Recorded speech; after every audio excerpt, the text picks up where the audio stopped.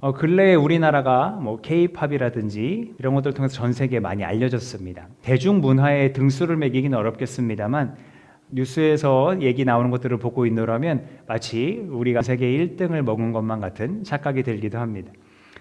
또 작년 이맘때 발표를 보니까요, 뭐 스마트폰, 반도체, 조선 한 6가지 되는 분야가 시장 점유율 1위를 차지했다는 보도가 있더라고요. 근데 좋은 게 있으면 그렇지 않은 것도 있겠죠. 이혼율이 아시아 1위랍니다. 2022년 우리나라 통계청 조사인데요. 초혼하는 나이가 남자는 약 34세고 여자는 31세인데 이혼하는 나이는 남자가 약 50세, 여자가 47세 된다고 해요. 단순히 산수로만 해봐도 20년을 채 못 살고 이혼하는 사람들이 많다 하는 걸 이제 보게 됩니다. 그런데 흥미로운 건요, 이혼율이 코로나 이전보다 좀 감소한 거라고 하더라고요. 그것은 코로나 팬데믹 이후에 세계적인 불황이 닥쳤기 때문이래요. 고금리, 고물가로 인해서 서로 먹고 살기 힘들어지니까 오히려 이혼율이 줄었다는 건데, 한 기사에서는 이렇게 말해요. 이제 이혼 변호사들한테 얘기를 들었나 봐요. 남녀가 이혼할 때 가장 중요한 게 재산 분할인데 자산 가치가 떨어지니까 근데 생활비 늘어나고 물가는 올라가고 뭐 이러니까 이혼을 쉽게 하지 못한다, 이런 얘기들을 하더라고요. 뭐 이렇게라도 이혼이 줄어든 것이 다행이라고 해야 될지 모르겠습니다. 저는 이번에서야 불황에는 이혼도 줄어든다라는 통념이 있다는 걸 이제 처음 알았어요. 근데 여긴 분명 시사하는 바가 있죠. 대체적으로 남편이 벌어서 가정을 다 이끌어가던 옛날과 다르게 요즘은 맞벌이가 제법 많아졌습니다만, 그래서 각자 독립적인 경제 생활을 하는 것 같은데 그럼에도 가정이 갈라지면 힘든 생활을 할 수밖에 없다라는 걸 충분히 생각할 수 있는 거죠. 지금도 그런데 2000년 전에 특히 중동에서는 얼마나 더 했겠습니까? 특히 중동 지역에서는 여성들이 인권을 존중받지 못하는 경우가 굉장히 많았거든요. 좀 심하게 말하면 마치 소유물처럼 여겨지기도 했습니다. 예를 들어서 누가 자기 부인에게 해를 가했다고 했을 때 가해자를 벌을 주는 권한이나 아니면 용서해 주는 권한 모두 그 남편에게 있었답니다. 피해를 받은 건 여성인데 그 권한이 이상하게도 남편에게 있었다는 거예요. 얼마나 여성에게 권리가 없었는지, 그들이 존중받지 못했는지 알 수 있는 한 대목인 거죠. 이런 배경을 생각하면서 오늘 이야기를 다시 보면 어떻게 들리실지 모르겠습니다. 남편이 아내를 버려도 됩니까? 바리새파 사람들이 예수님께 와서 묻는 질문이에요. 이 질문에서 여성에 대한 당시 인식을 우리가 볼 수 있죠. 근데 저는 이 질문에서 흥미로운 점을 하나 발견했어요. 설교를 준비하다 보면 여러 가지 번역본을 보게 되거든요. 우리는 버려도 됩니까? 라고 표현됐는데 영어 성경을 보면 이혼하는 것이 옳습니까? 라고 물어보고 있어요. 원어인 그리스어를 보니까 거기도 이혼이라는 표현을 씁니다. 근데 왜 유독 많은 한글 성경에서는 버려도 된다라고 표현했을까? 마침 요거를 알려주는 한 학자가 있더라고요. 이혼하다라는 표현 대신 내어버리다라는 표현을 쓴 건 아마도 한국어로 번역될 당시 시대상이 담겼을 거라는 거예요. 그러니까 조선말 또 일제강점기 시대에 여전히 우리나라에 팽배하고 있던 가부장적인 가치관, 또 아내가 남편의 소유물이라는 이런 인식들이 이 성경 번역에 반영된 것이 아니겠냐, 이렇게 주장을 하더라고요. 이 입장에 동의해서 말하자면 성경이 한글로 번역될 당시에 우리나라 이 가부장적인 문화와 언어 때문에 신약 당시의 상황이 좀 더 극적으로 표현된 것만 같은 좀 씁쓸한 마음도 들기도 합니다. 아내와 이혼해도 되냐고 묻는 이 바리새파 사람들은 그 이혼에 대한 기준을 신명기에 두고 있었습니다. 같이 읽어볼까요? 시작. 남녀가 결혼을 하고 난 다음에 남편이 아내에게서 수치스러운 일을 발견하여 아내와 같이 살 마음이 없을 때에는 아내에게 이혼 증서를 써주고 그 여자를 자기 집에서 내보낼 수 있습니다. 이것이 옳다고 믿고 있다면 이대로 하면 될 것인데 왜 바리새파 사람들이 굳이 예수님께 와서 이것이 옳습니까? 라고 물었을까요? 그것은 예수님을 시험하기 위해서였습니다. 이혼해라 그러면 사랑을 그렇게 얘기하더니 사랑이 없네 라고 할 거고, 이혼하면 안 돼 그러면 당신이 어떻게 모세의 권위에 도전합니까? 라고 공격하려 했을 거예요. 또 중요한 하나는 갈릴리를 다스리는 헤롯이 이혼을 한 다음에 자기 동생의 아내를 자기 아내로 맞아들였잖아요. 이거를 부당하다고 주장하는 세례자 요한을 감옥에 가두었다가 참수시키기까지 했고요. 그러니까 예수님이 어떻게 말씀하시냐에 따라 자칫 잘못하면 헤롯과 정치적인 갈등을 일으킬 수 있는 그런 위험한 질문이었습니다. 하지만 예수님은 그들의 시험에 걸려들지 않으셨고요. 오히려 그들을 꾸짖으셨습니다. 모세가 이걸 써준 건 너희의 완악한 마음 때문이다 라고 하시면서요. 그들을 완악하다고 한 데는 이유가 있습니다. 이혼 증서를 써줄 때 수치스러운 일을 발견하여가 있지 않습니까? 수치스러운 일이라 하면 아마 대표적으로는 간음을 이야기할 수 있을 거예요. 하지만 시간이 흘러서 이 수치스러운 일에 대해서 해석이 다양해지기 시작했답니다. 그래서 이것저것 구실을 붙여가면서 헤어질 구실을 만들었다는 거예요. 가령 한 자료에서는 이렇게까지 예를 들더라고요. 부인이 요리를 하다가 밥을 태워 먹었어요. 수치스럽다고 이혼증서 써줬답니다. 말도 안 되는 거잖아요. 근데 그런 식으로 온갖 핑계를 다 대서 이혼을 하게끔 했다는 거예요. 그러니까 수치스러운 일을 발견하여 아내와 같이 살 마음이 없을 때라는 이 구절이 아내와 같이 살 마음이 없어서 수치스러운 일을 억지로 발견하고자 한다라고 왜곡되어 버렸다는 겁니다. 이렇게 이혼을 당한 여성들 얼마나 수치스러웠을까요? 이렇게 이혼을 빙자로 버림받은 여성들, 그 사회에서 얼마나 힘든 삶을 살아갔을지 상상하기조차 쉽지 않습니다. 이혼을 당한 여성은 간음이나 불륜을 저지른 것이 아니었음에도 마치 그와 같은 취급을 받았을 거고요. 이 사회가 어떤 사회입니까? 율법으로 엄격하게 잣대를 들이대던 사회였는데 거기에서 틀림없이 이혼한 여성들을 향하여 부정한 여인이다 라고 낙인을 찍었을 거니까요. 반면에 그 여성을 내보낸 남성은 난 모세의 율법대로 했어 라고 당당하게 있었을 테죠. 그렇기에 이어서 하신 예수님의 말씀은 하나님의 본래 뜻이 무엇이었는가 깊이 생각하게 하는데요.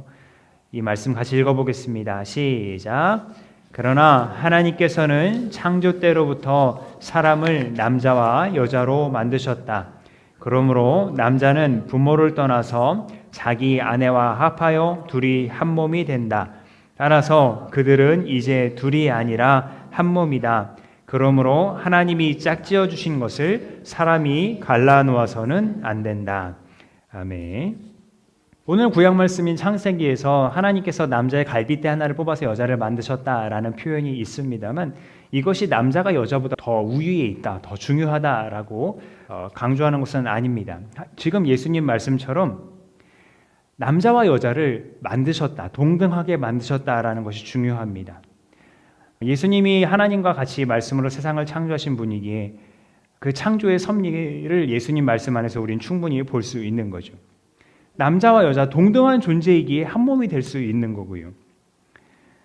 이렇게 한 몸이 된 것을 하나님의 섭리로 여기지 않으면서 자기 욕심대로 이혼하고자 한 이 바리새파 사람들의 주장과 행동은 결코 옳다고 할 수 없는 거죠.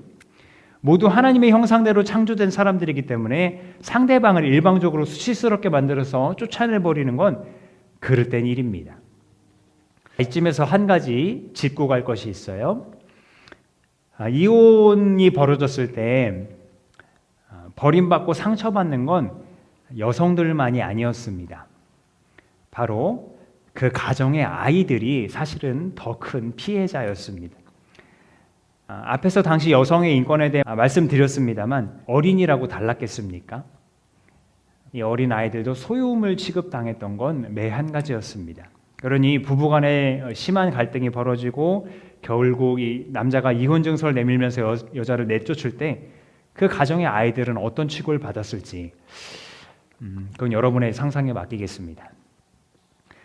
마침 이런 이야기를 하고 있는데 어떤 사람들이 아이들을 데려와서 예수님께 좀 쓰다듬어 달라고 요청을 합니다. 그런데 제자들이 아이들 데려온 사람들을 막 꾸짖는 거예요. 이 제자들의 반응을 통해서도 당시 아이들을 어떻게 생각했는지 알 수 있죠. 그러나 도리어 그런 제자들을 예수님께서는 꾸짖으십니다. 뭐라고 꾸짖으시나요? 같이 읽겠습니다. 시작. 어린이들이 내게 오는 것을 허락하고 막지 말아라.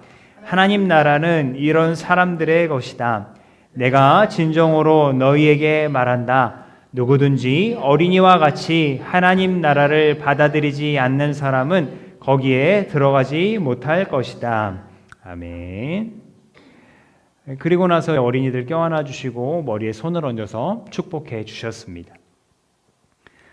이혼 논쟁에서도 그러하셨듯이 예수님은 어린이를 대하는 것에 있어서도 당시 사람들처럼 하지 않으셨어요. 그들을 소유물처럼 대하지 않으시고 그들을 사랑하시고 아끼셨어요. 오죽하면 방금 읽은 말씀처럼 어린이들이 하나님 나라에 들어가는 기준이 된다라고 하셨을까요? 여러분, 어린이 하면 어떤 이미지가 떠오르십니까? 어른이 보기에는 잘 모르는 것이 많고 또 부모가 챙겨주지 않으면 삶을 이어가지 못할 그런 연약한 존재라고 할 수 있겠습니다. 하지만 오히려 그렇기 때문에 순수한 마음으로 자기에게 주어지는 것들을 받아들이는 존재들입니다. 어릴수록 부모와 그 가정이 세상의 전부이니까요. 그러니까 어린이들 같아야 하나님 나라 들어갈 수 있다 하신 것은 하나님을 전부로 알고 하나님 주시는 그 나라를 말 그대로 선물로 받아들일 수 있는 순전한 마음이 있어야 한다 말씀하신 겁니다. 하나님 나라는 예수님을 통해 하나님을 믿는 자들에게 주시는 은혜입니다. 은혜는 선물이라는 뜻이고요. 값없이 주신다는 겁니다. 내가 무언가를 이루어서 혹은 내가 뭐가 잘해서 내가 잘나서 받을 수 있는 것이 아닙니다. 내가 고르고 뽑는 것이 아니라 주시는 분 마음대로 그분이 주시는 그대로 받아 누리고자 하는 그 마음이 있어야 이 선물을 누릴 수 있습니다. 어린아이가 부모를 의지하고 모존할 수밖에 없는 연약함을 가진 존재인 것처럼 하나님 나라를 사모하고 그 나라를 선물로 받아 그 나라에 들어가기 원하는 사람은 하나님을 전적으로 의지해야 합니다. 더불어서 하나님 나라에 들어가기 위해 어린이와 같아야 한다는 이 말은요, 율법 조항을 들먹이면서 다른 사람, 그것도 가장 가까운 사람이었던 부인을 수치스럽게 내쫓는 이런 바리새파와 같은 완악함을 버려야 한다는 말이기도 합니다. 남을 낮게 여기고 우습게 여기고 또 존중하지 않는 그런 태도 버려야 한다는 얘기입니다. 첫째가 되고자 하는 사람은 꼴찌가 되어서 모든 사람을 섬겨야 한다라는 말씀도 생각할 수 있겠습니다. 그것은 우리 예수님을 생각하고 그의 모습을 배우고 또 따르고자 할 때 응당 취해야 할 자세이기도 합니다. 히브리서 말씀에서도 예수께서 우리를 위하여 죽음의 고난을 당하셨다 말하고 있습니다. 영광과 존귀의 면류관을 쓰셨지만 그 영광과 존귀의 면류관은 쓰디쓴 고난의 잔이었고 또 고통스러운 죽음이었다는 것을 우리는 압니다. 그러나 예수님은 이것을 기꺼이 담당하셨습니다. 왜냐하면 우리를 하나님의 백성 삼으시기 위해서요. 그러니까 예수님께서 우리를 위하여 죽음의 고난을 당하실 정도로 낮아지셨으니까 우리도 예수님을 따르는 자들이라면 낮아지고 또 섬겨야 할 줄 믿습니다. 오늘 이야기에서 이 이혼 논쟁으로 예수님을 시험에 빠뜨리려던 이 바리새파 사람들의 모습 보았습니다. 모세의 율법을 기준 삼아서 이혼하려는 그들이 사실은 상대방을 존중하지 않고 자기만 옳다 하는 그런 완악함으로 가득했다는 것을 우리는 말씀을 통해 보았어요. 예수님 말씀하신 것처럼 모두가 하나님의 형상대로 창조된 그런 귀한 존재이고 존중받아야 할 존재이지 누가 더 중요하고 누가 덜 중요하고가 없습니다. 또 그로 인해서 부당하게 수치를 당해야 될 사람도 없습니다. 이것은 우리 모두에게도 동일한 이야기입니다. 저를 포함해 여러분 모두 누구에게나 억압받거나 하찮게 여김을 받지 않을 소중한 사람들입니다. 우리 같이 한번 해볼까요? 나는 하나님의 형상으로 지음받은 존귀한 사람입니다. 한번 쓰담쓰담 해볼까요? 네, 좋습니다. 이제 옆에 앉아 계신 분 바라보면서 똑같이 얘기해 볼게요. 당신은 하나님의 형상으로 지음받은 존귀한 사람입니다. 감사. 그리고 우리 모두를 바라보면서 예수님께서 십자가 위에서 모든 수치를 담당하셨으니 우리에게 더 이상 수치는 없습니다. 아멘. 아멘. 내가 귀한 사람이고 상대방도 소중한 사람이라고 서로 인정하고 존중한다면 거기에서 그리스도의 사랑이 시작될 수 있을 것이고요. 그곳에서부터 하나님 나라가 아름답게 펼쳐지지 않겠습니까? 기도하겠습니다.